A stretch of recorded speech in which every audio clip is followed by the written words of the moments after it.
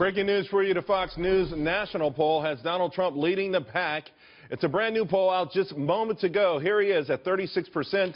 Ted Cruz comes in second at 19%. Marco Rubio third at 15%. Trump also ahead when it comes to white evangelical Christians, but his support is dropping rather precipitously. He's at 28% not long ago, a couple of weeks ago, at 33%. And also when it comes to very conservative primary voters, Cruz actually has overtaken Trump. Neck and neck, though, 29%, Donald Trump at 28%. However, down from 35%, again, just a few weeks ago. On the Democratic side, Hillary Clinton is definitely feeling the burn, and I don't know if there's an ointment for it or not, but Sanders now ahead of her nationally, 47 to 44%. The Democratic Socialists, you can figure out what that is on your own, up 10 points from just a few weeks ago. But first, before we get into that, the Pope says he's not going to get involved in American politics, but he did say a person who thinks only building walls wherever they may be and not of building bridges is not Christian. This is not the gospel. And, of course, Donald Trump quick to fire back. For a religious leader to question a person's faith is disgraceful. I'm proud to be a Christian. No leader, especially a religious leader, should have the right to question another man's religion or faith. If and when the Vatican is attacked by ISIS, which, as everyone knows, is ISIS's ultimate trophy, I can promise you that the Pope would have only wished and prayed that Donald Trump would have been president. A modern-day crusader right there. Well, we're going to have more on the Pope's comments later on in the show because this thing has not stopped us going back and forth. First, though, let's dig a little deeper into this breaking news on the Fox News poll. Trump ahead nationally, both nationally and in South Carolina. And I want to take a look at this, though. Hypothetical matchups, guys. He would actually lose to the Democratic Socialist, Bernie Sanders, 53 to 38. That is huge. Now, if he were to go against Hillary, it'd be a lot tighter. In fact, he would lose still 47 to 42 points. Joining me now, Daron, Republican consultant for the Fox News polls. Daron, a lot of polls out here recently. This sort of corroborates not only overall polls, but trends that we're starting to see. So let's start with those trends. Donald Trump, he's got that solid support. Mid-30s, it does not change, but the internals change a little bit. Evangelicals went from 33 to 28%, and very conservative went from 35 to 28%. Can we tie that into perhaps the debate performance and sort of the more angry tone that the overall GOP nomination process has taken? Yeah, I think that's probably very accurate. You know, there are some things in the internals, while you're right. On the surface, things look kind of status quo, which is surprising given the turmoil we've seen on the Republican side in the last couple of weeks. But if you do peel back the layers of the onion a little bit, you see that, you know, Ted Cruz has sort of improved his position in South Carolina marginally, gradually, but, you know, kind of coherently. He seems to be consolidating some of those very conservative voters, a little bit of the Tea Party vote.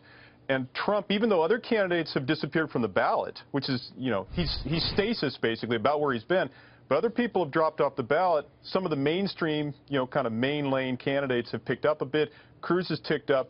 Donald's sort of staying where he is, but we're seeing kind of predictable movement given the way, you know, the rhetoric has been flying and what we think about the underlying coalitional aspects lining up in South Carolina. So let's talk about that. Saturday, right now in the Fox News South Carolina poll, Ted Cruz at 19, he was at 14, Donald Trump at 32, he's at 35. It feels like they're moving in opposite directions, but you wonder about momentum and just how much time is left. But I also have to question, Daron, Jeb Bush at 9% up from 5%. I don't know if that's the W factor or not. And Kasich at 6% from 1%. He's not even going to be in the state on Saturday. Could we see both of those guys lose some of that support? I think he probably will. You know, I think part of this, Charles, as we were talking about, is, you know, some of the other mainstream candidates have fallen by the wayside, Christie, Fiorina, et cetera, and so that support would naturally go to candidates like Kasich and Bush.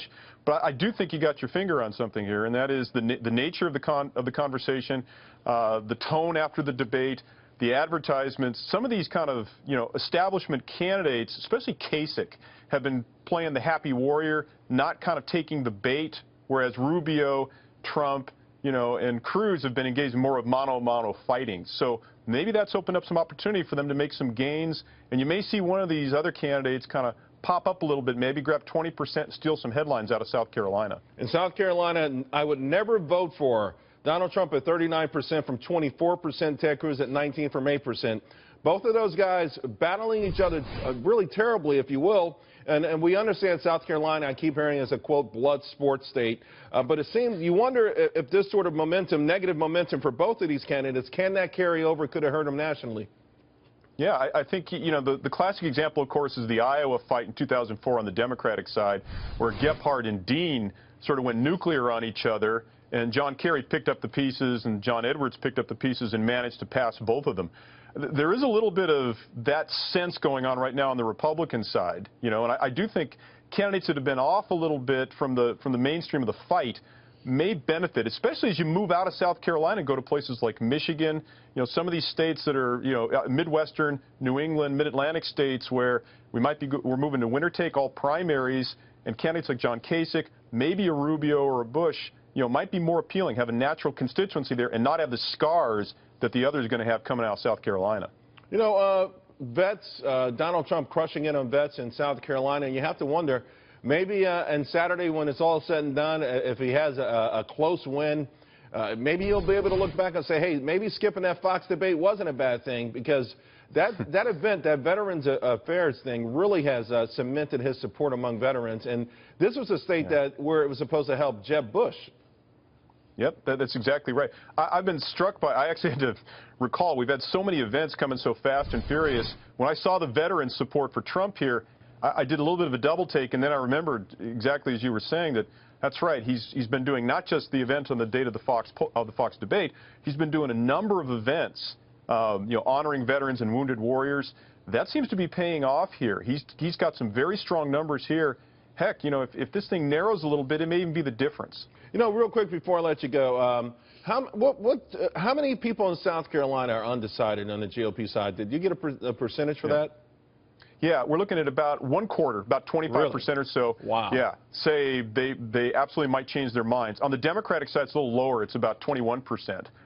So 1 in 5 on the Dem side, 1 in 4 on the Republican side. So, and the candidate whose support seems to be most fluid is Marco Rubio. He's got the highest percentage of voters saying they might change their minds. My sense is that he might also be the second choice for a lot of people who are currently attached to Cruz, to Trump, to Bush and Kasich. So keep an eye on Rubio here. Yeah, he's number one when it comes to second choice at 17, Cruz at 16. And I think in Iowa, that was second choice momentum is actually what kind of got Rubio back in the mix. Hey, Daron, great work, man. We really appreciate it. And we'll talk to you again real soon.